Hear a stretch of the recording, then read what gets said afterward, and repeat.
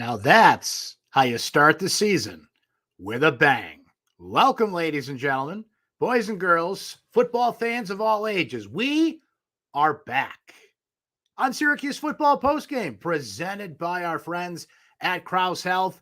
And we are here after, you got to admit, pretty surprising 31-7 victory by Syracuse over Louisville. Not surprised that Syracuse won the game. I predicted Syracuse to win the game. Uncle Brent was right about a prediction for once.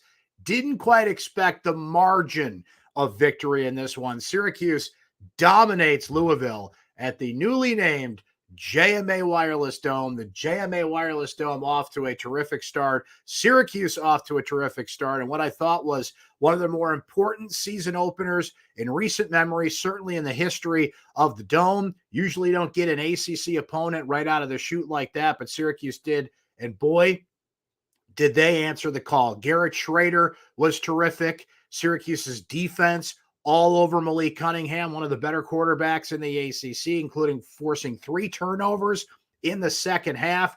The Orange did get a collective sigh of relief. Did you feel that little breeze brush by your face earlier tonight? That's when Sean Tucker came back on the field, as Tucker went out for a little bit with an injury. He turned out to be okay. Unfortunately, a couple other key players were hurt in this game for Syracuse. Let's go over it all. Let's talk to you. Let's see what's happening in the comments, because you guys got to be ready to go. I want to go right to your comments because John says, what a game. So happy Syracuse got this win, a must win, and they got it. Q Send Zone here. We rocked the Dome, Brent. There's my guy, Q Send Zone, who was at the Dome tonight. The crowd was great. The crowd was fantastic at the Dome. Shout out to the crowd, the students, the fans.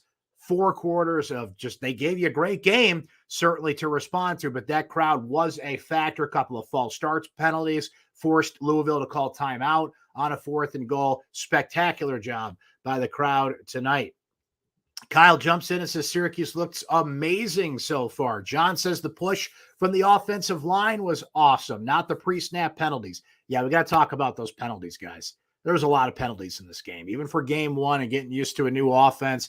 Way too many penalties in this game. That's the one dark mark that comes from this thing, and to go along with a couple of the injuries that we brought up as well. Antonio jumps in and says every unit played great, offense, defense, and special teams. A collective effort for sure. So you guys keep the conversation going in the comments. I'll jump back in there shortly and highlight some more of them.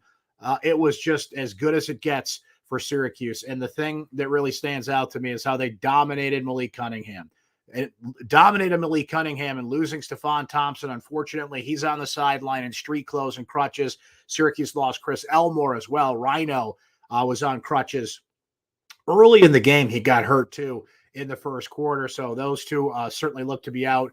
We're not sure the severity of their injuries at this point, but seeing they were on crutches on the sideline, you would expect a significant period of time for both. But that Syracuse defense just annihilated Malik Cunningham. They pressured him all night. They forced him into those turnovers. The crowd, as we mentioned, with the penalties leading into the false start penalties, the timeout before the 4th down. I mean, this defense came ready to play. Garrett Williams had such a terrific interception on Malik Cunningham.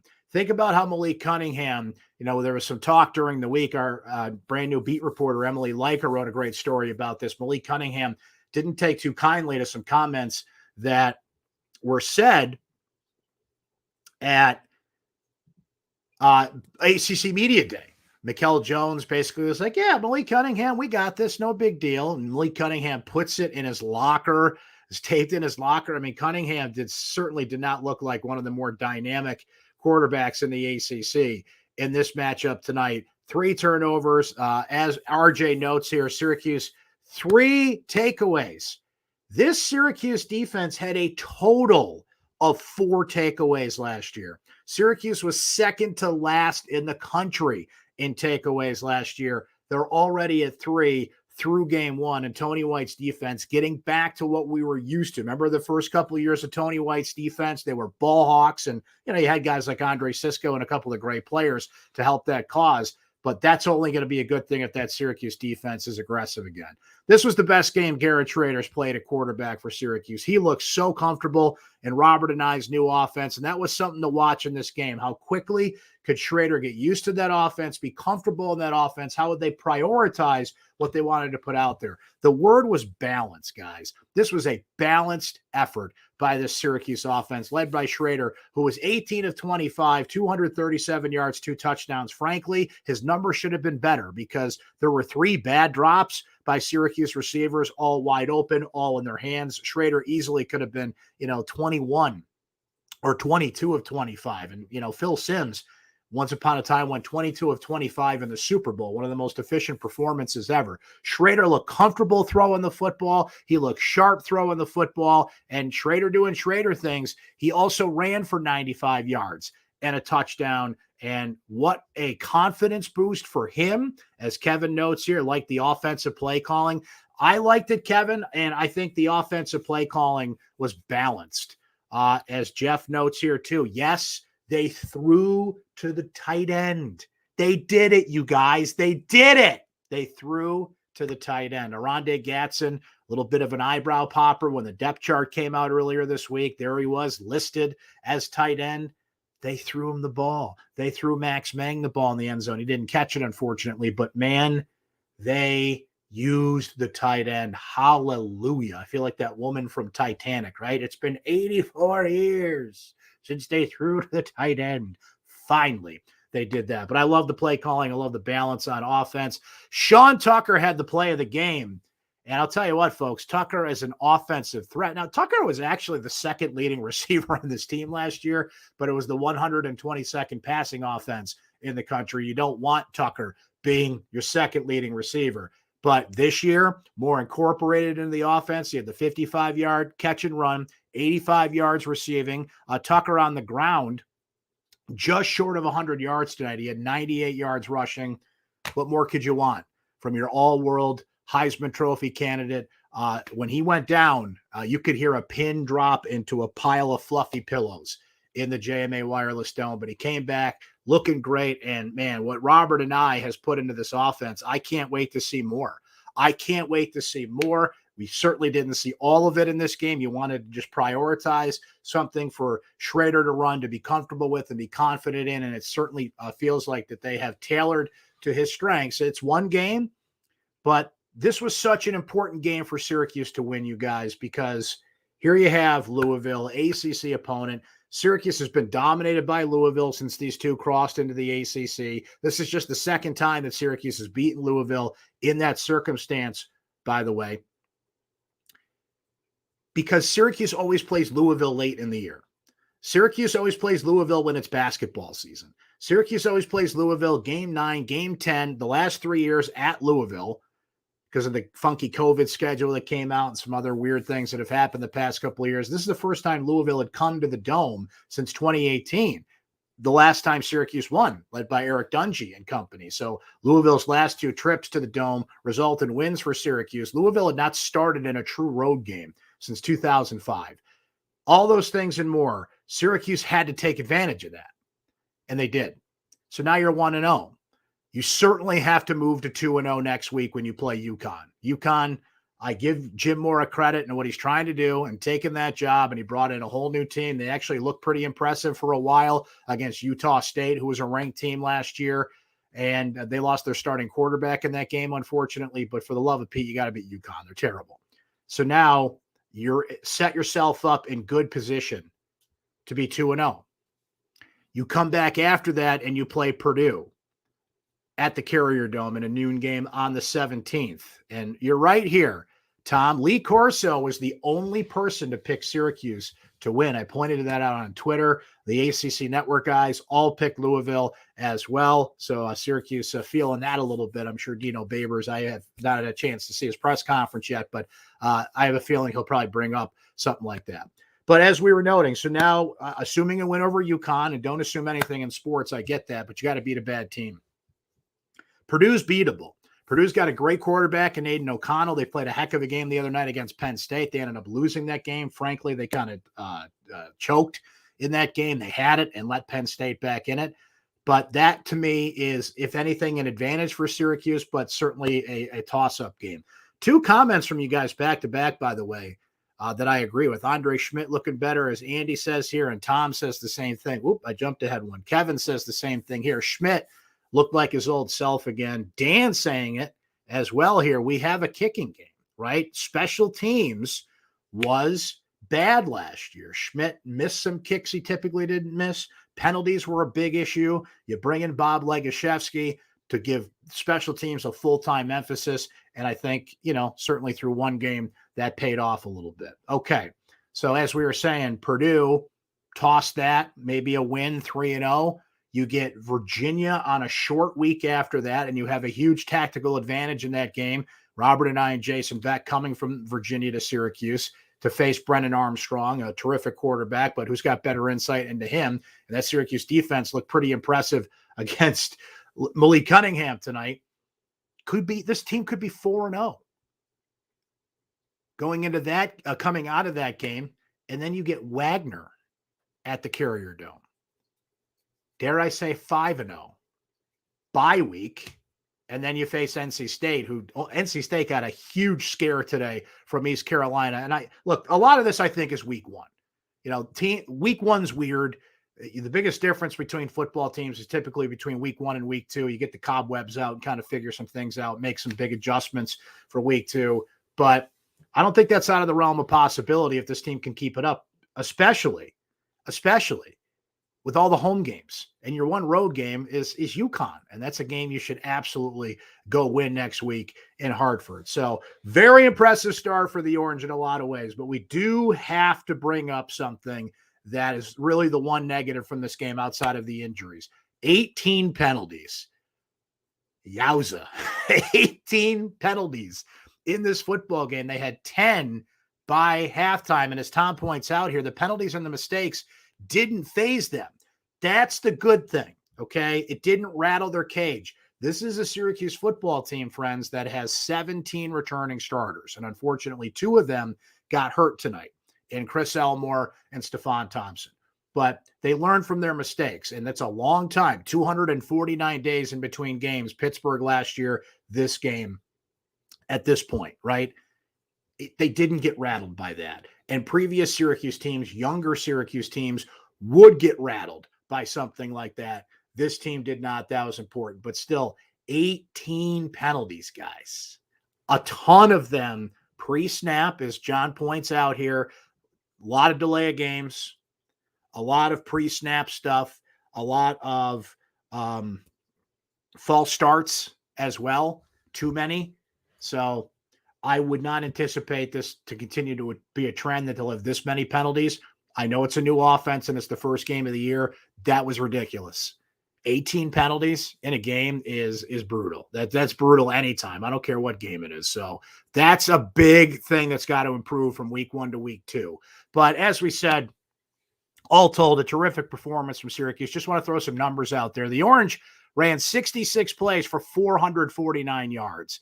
Louisville held to 334 yards on 54 plays. And you look at it, the balance. I'm trying to find the give me a sec here to look it up, guys, because at one point the run plays and the pass plays were just dead even in this game. And I think those numbers probably ended up being the case here. So let's see. Syracuse had 19.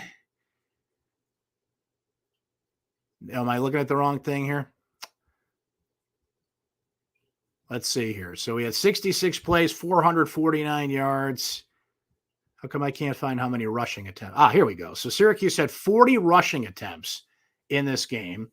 And Syracuse had how many passing attempts?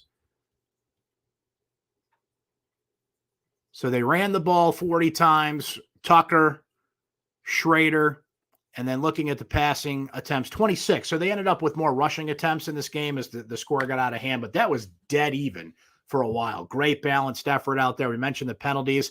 That sticks out like a sore thumb. 18 penalties. 18 for Syracuse for 107 yards. But, we gave you the big numbers from this one.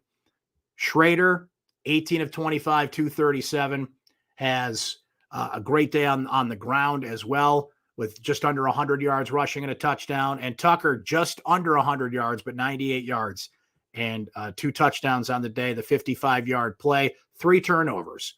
Those are the big numbers. That's what you need to know. Syracuse picks up a huge out-of-the-gate win against Louisville. All right, let's focus on what you guys have to say about this one. Jim's agrees with the penalties. 12 to 15 penalties against the Boilermakers equals a loss. So let's not see that repeat itself next week. Was Syracuse sacked at all? Yes, Schrader was sacked twice in this game, but for the most part, certainly escape pressure, didn't make that an issue. I love Schrader's decision-making in this game. You know, he was thrown into the fire last year, got in there in week 4, kind of had to find his way. This was more of a running team a year ago. I just felt like he was sharp. I felt like the offensive line, other than the procedure penalties, but they protected Schrader. They opened up holes for Tucker. The pass protection, particularly on those short plays, was great. But I just loved how sharp and comfortable Schrader looked, because game 1 can be the opposite, particularly with this is Schrader's 4th offensive coordinator in 4 years, right? You can't really blame the guy if he needs a little time to get used to that. And there's no preseason in college football, right? But Syracuse didn't have time to mess around in this game. And they looked like that was game 3 or 4. Syracuse looked like a football team tonight that had a preseason. They looked sharp. And it was so crucial, you guys, because in Louisville's last 4 wins, which was last year, 2020, 2019, 2017, they had huge halftime leads. It was so crucial that Syracuse just made it a game in the first half, let alone going into halftime up 17-7, in control of the game and keeping Louisville at bay. But you could not let Louisville dominate yet another first half. That was the key to victory for this game, and Syracuse checked that box with a big red pen. That was massive in this game, and it carried through because Louisville had just absolutely dominated this series because they always put Syracuse on their heels in the first half. It was 35-3 at halftime last year, but you got a healthy Syracuse team. Again, they came out with a couple injuries, but the matchup was more even. They had a great plan against Malik Cunningham, and that offense was sharp. Sean notes it here that Schrader appeared to be going through his progressions. Not only that, Sean, I think his throwing motion was different. It was tighter. I know he'd been working on that with his quarterbacks coach a little bit. Nate Mink on syracuse.com has a few great stories on Garrett Schrader. If you missed the video of Garrett Schrader flying the plane, he's a pilot, likes to fly planes in his spare time. I highly recommend you guys go look that up. But there was a story and a video the other day of Schrader working with his quarterback coach, which I think was really good as well. As Danny notes here, the Stefan Thompson injury is not good. Yeah, and that's one of the more experienced units on this team, with Thompson, with Marlowe Wax, who was banged up a little bit in this game. He turned out to be fine. And of course, Mikel Jones, who's one of the best defensive players in the ACC. You got to give some credit to that defensive line, though. How about Steve Linton, who his status was a little iffy coming into this game? He pops Malik Cunningham and then crawls over Cunningham to recover the fumble. Caleb Ochukwu, Terry Lockett, some of the young guys on that defensive line. There's a whole new defensive line out there for Syracuse. I thought they played great. I thought they really passed that first test and maybe ease some fears about what that defense would be. Now, I'll say this, Tony White's defense, you're not so reliant on the defensive line up front. You can mix in the linebackers, the schemes that he shows, the movement that he shows. It all kind of correlates together. But, I mean, you want a good defensive line if you can get one, and that probably was the biggest surprise of this game. That defensive line was putting pressure on a quarterback who's as hard to get to as any in the ACC and, frankly, the country, in Malik Cunningham. As Jim notes here, Linton looked like a first stringer out there, and he certainly did. Tom agreeing that the crowd was great and made a difference out there. Christopher saying, can we expect a call from the SEC to join their league? I actually talked with Greg Sankey over the summer, who is the commissioner of the ACC. I got his number. I don't know. Send him a text tomorrow. Maybe Syracuse can get in the Super League. The SEC, the Big Ten, what a crazy summer that was. They just announced on Friday, a 12-team college football playoff has been approved. They want to start it in 2024, but we'll see if they've got to wait till after that. So, boy, What a crazy summer it was. And the Syracuse fans kind of wondering where they're going to be when this game of musical chairs ends again. Where will the ACC be in this whole thing? Frankly, I was not impressed with Jim Phillips, the ACC commissioner, what he said at ACC Media Day back in July. He basically whined about all this stuff going on. And I feel like he needs to step up a little bit. And, to be honest and be fair, they did by approving the playoff and having a path to the playoff for the ACC. And I think that'll ease some fears of the ACC kind of falling in on itself. The ACC did not have a great day today. Now, NC State won, but East Carolina missed a couple of kicks down the stretch that they should have made to win that game. And North Carolina got by on the hair of their chinny chin chin against Appalachian State. Old Dominion beat Virginia Tech. Pitt barely, it's a rivalry game. It was a great football game, but Pitt barely got by West Virginia. Boston College lost to Rutgers. Not a good day for the ACC. You know who's king of the ACC tonight? Syracuse, by beating Louisville in the league game for the 2022 season. As Q's End Zone says here, such a good game, and people were leaving at halftime. Oh, well, that's Syracuse fans for you, right? They're leaving at halftime. You got to beat that traffic, End Zone. Those Syracuse fans never change. Those Syracuse fans out there, you guys never change. ACC Network, James says, literally drooling talking about Syracuse possibilities. As Michael Scott once said in The Office, how the turntables, right? It's only one game. Let's not get wacky now, but Syracuse looked very impressive in this game, dominant in this game, ready in this game. For Louisville to just not look ready surprised me. Scott Satterfield on the hot seat there. Louisville did not finish well last year. They sputtered to the finish. They got trucked by Kentucky. They lost their bowl game. They got to show something this year. And look, honestly, Dino Babers has to as well. They've got to win 6 games.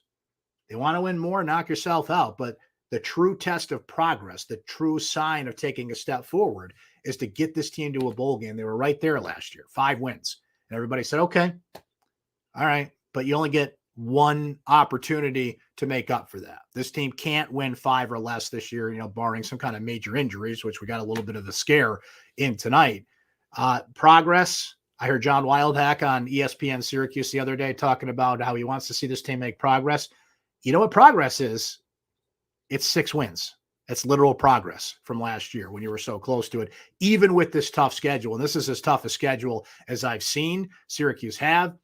They got all those home games. They got to bank as many wins as they can early and then just hold on for dear life on the back end of that schedule, which is tough. And they're on the road a heck of a lot more. There you go, Brian. They're in first place.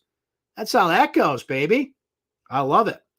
Let's see here. Just kind of scrolling through some of your comments. Mike says this, Mike from El Paso, my man, there was a big smackdown for all the non-believers. I like what Danny says here.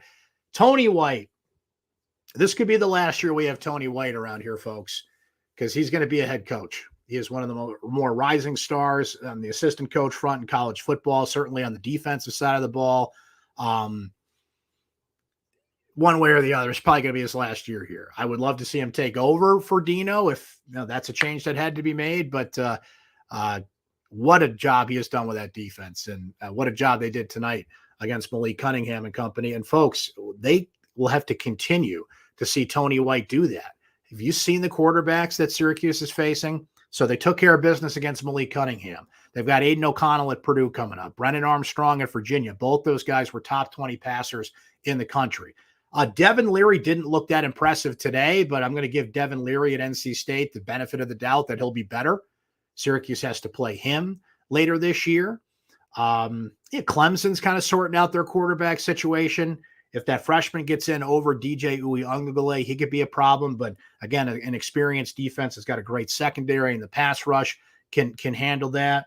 I'm forgetting a couple names on the schedule, like Notre Dame's sorting out their quarterback situation. Syracuse has to play. If Sam Hartman is back for Wake Forest late in the year, he's out right now due to personal issues. Phil Dracovic for Boston College. Again, they lost to Rutgers today, so that's not to the last game of the year, right? But there's a lot of good quarterbacks on this schedule. Well, so far, so good. Syracuse took care of business against one of the best tonight. Sean says, how do you feel about leaving first string? And at the end reminds me of Scott Schaefer, but under different circumstances. Not a huge fan of that, Sean. I did not want Garrett Schrader coming into this game or Sean Tucker in this game late. By the way, we saw Carlos Del Rio Wilson a lot earlier than maybe we thought. Twice in the first quarter, Garrett Schrader's helmet came off. So they must have tightened that chin strap up a little bit. But Carlos Del Rio Wilson, what an impressive camp he had. Comes in from Florida. Wasn't in spring ball, by the way. Comes in May, goes through fall camp, wins the backup job. Now, Justin Lamson is hurt, and Justin Lamson had a great spring practice and I think would have still been the backup. But Carlos Del Rio Wilson turned some heads in camp. One of the most impressive players in camp. And I asked Dino Babers about that at his press conference on Monday, and he had a really interesting response to that, basically saying, I'm paraphrasing here, but it was basically like, let's just say a lot of people didn't knock on my door and complain about that one, being a Carlos Del Rio Wilson winning the job. And I don't want to jinx anything here, folks, but the backup quarterback plays at Syracuse. The last Syracuse starting quarterback that went wire to wire in a season was Ryan Nassib in 2012. So maybe there's a way they can incorporate Carlos Del Rio Wilson in there, but the way Garrett Schrader played tonight, when his chin strap was on tight, no complaints whatsoever. His best game for sure in a Syracuse uniform. So this is as impressive as it gets. And as Danny notes here, I could not be happier that the tight ends are being utilized in this offense, at least for one night, but let's keep that going as well. Pardon me. Okay, guys, what do you say we end there as we just cross over into Sunday morning here on the East Coast? But always appreciate you guys coming in wherever you are. That's the beauty of doing this show. It's on the internet. Excuse me. Got something in my throat there. So we can do this anytime. Got to get some water. So we'll be back next week after Syracuse plays UConn. Great win for Syracuse tonight. Great way to start the season for Syracuse tonight. Just a reminder that if you do miss this show, the YouTube clip is on Facebook. We'll put it out on social media. I'll embed the YouTube clip in my recap on syracuse.com. My best and worst column is up tonight. I write an instant column that goes up pretty much at the buzzer. And so I hope you guys can check that out. And then my recap is always the next morning on syracuse.com. But if you do miss this show live, replay certainly available to you to watch in many different formats, as we noted. So let's come back next week after UConn and see if they get this to 2-0. Thanks to everybody for coming in tonight. I always appreciate it. Have yourself a great rest of your weekend.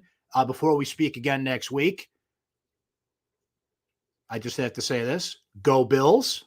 Thursday night, America will be welcomed to the National Football League season by the Buffalo Bills, defeating the LA Rams. Beautiful thing, right? Beautiful thing. And a beautiful thing for the Orange tonight. Big win over Louisville, 31-7. This has been Syracuse Football Postgame presented by Krause Health. Thanks for watching, everybody. We'll talk to you again next week after the Orange take on the UConn Huskies.